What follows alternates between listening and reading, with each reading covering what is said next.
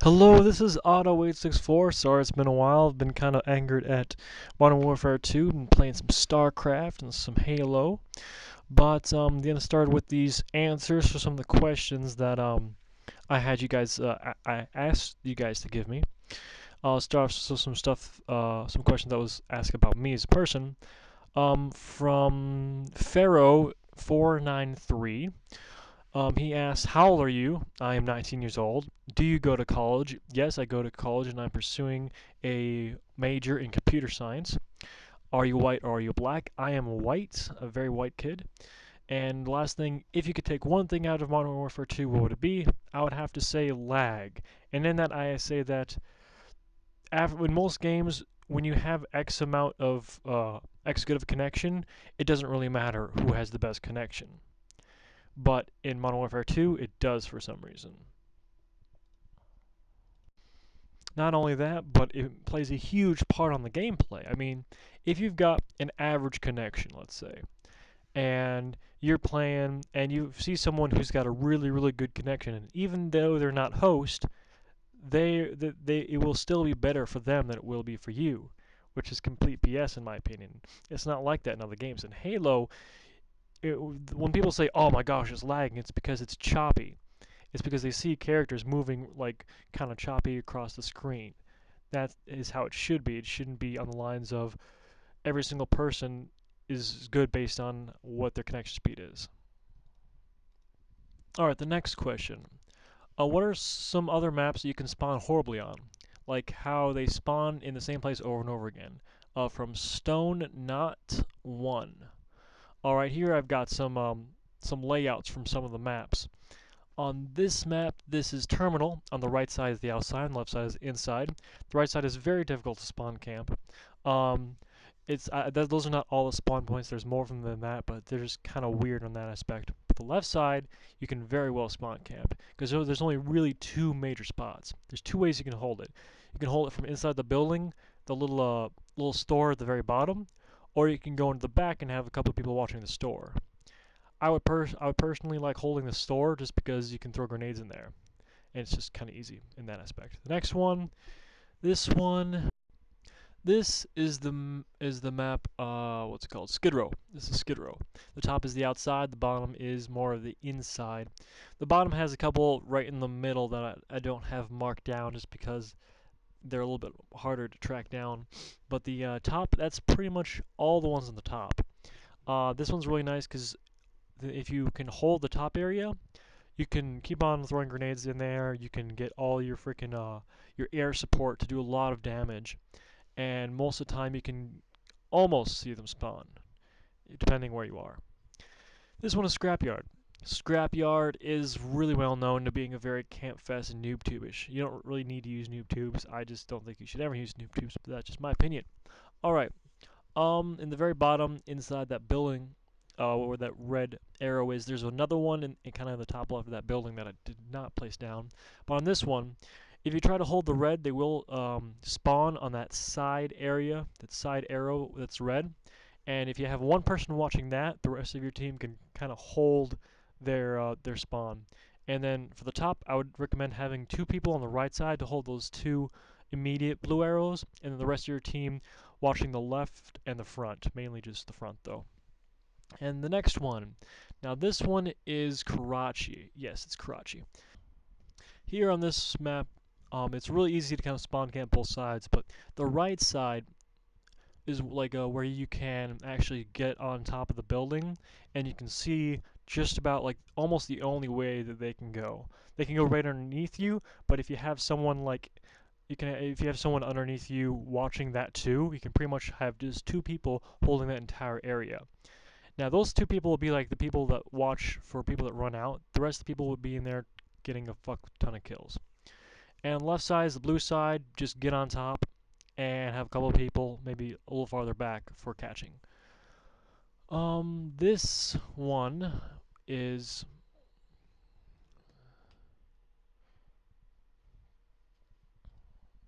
Invasion. On Invasion, the top, I'm missing a couple red dot arrows because this is a little bit more.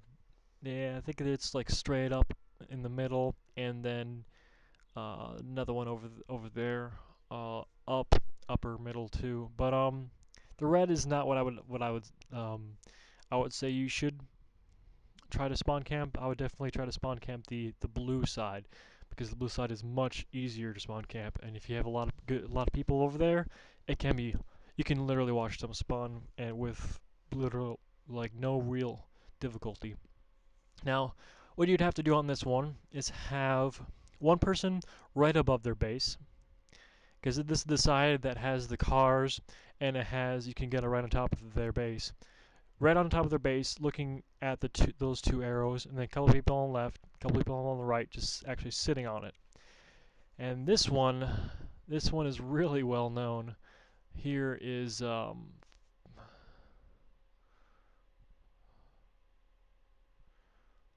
here's Rundown. Oh, I love Rundown. Um, I didn't even bother putting on the blue on the left side because it's just so spread out. You'd really need one person watching, one spawn, and if that person died, you'd be screwed. But on the right side, on the other hand, they're all clumped together, which is very, very nice. Here, what you would want to do is have one person right at the top where that little arrow is, right there, looking. You can pretty much see over some boxes, looking over, and then you want some other people on the very opposite side, so you can watch both sides. And the rest of the people could pretty much be wherever they want there. They can be on the steps, trying to watch some of those spawns. They can be farther back, snipers, making sure that no one escapes from it. But if you just hold one spawn, you can have a chopper gunner or AC-130 just plowing the one spawn that you're letting them spawn at. And then here's Favela, another one that's just really well known. The left side is pretty much self-explanatory. I'll give it a little explanation. You pretty much stay below the steps, or have one person on the right side, or one person on the left side covering that.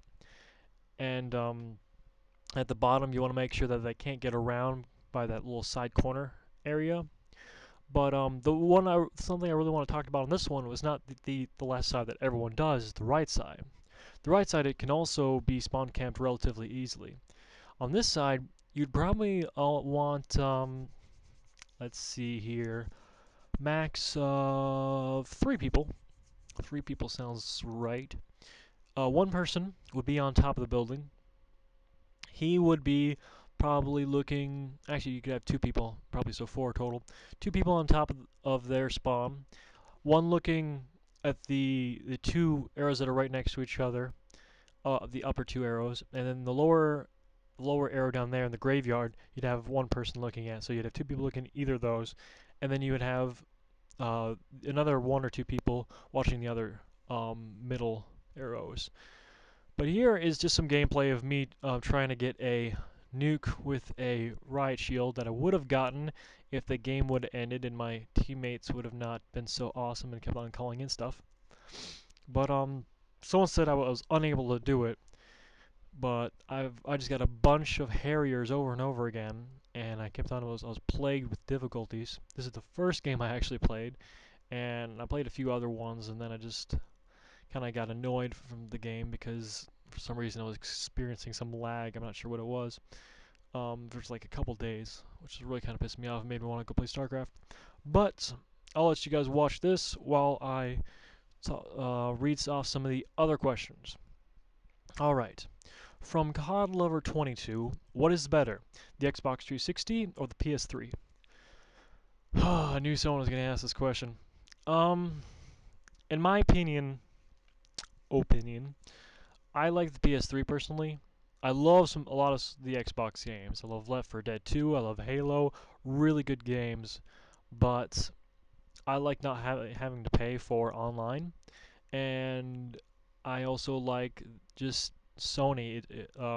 Sony feels like they're making stuff to last more. When the Xbox originally came out, they didn't. Microsoft pretty much said whatever when they decided that they're going to have the Xbox 360, and they just stopped making everything completely. The PS2 is still a really, really well-known console, and is still pretty much it's not nearly getting as much as it was like 1-2 years ago, but it's to be said that Sony did not just drop it once the PS3 came out. Okay, and the next question from 1, 2, 3, 4, 5, 6, 7, 8, 9, Tyster. What is your KDR? My kill death ratio. When I was Prestige 3, when I was at, I believe what it should have been, it was at 3.3, and that was before everyone realized what noob tubes were and just how to use them like as they do now.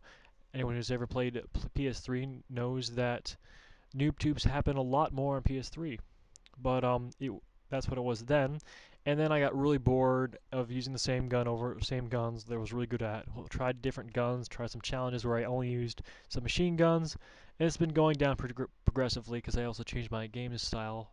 So I actually try to go into like huge crowds and actually die a lot more because I want those triple and quad sprays. But now it is like 2.7, I think it's around there. The next one. The SocksFan 777. Hey dude, this is probs a really stupid question, but how can you tell if you're a host or not? Well, SocksFam, the way you can tell if you're a host or not is if you press select in the very beginning of the game. If you press select in the very beginning of the game, there should be only one person that has a 4-bar connection. Here I've got the end of the game right here.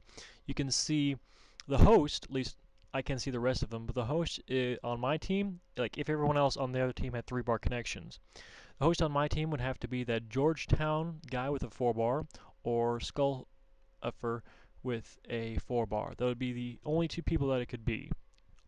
If the other team did not have any 4-bars in their team, and then one of them could be a host. The host always has a 4-bar throughout the entirety of the game.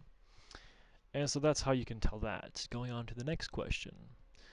I'm going to change the background really quick, just a second. Alright, the next question. From BossZizo. Oh god, I live the tar. I believe it's love the tar. Do you think that the weapon is best with stopping power or cold-blooded?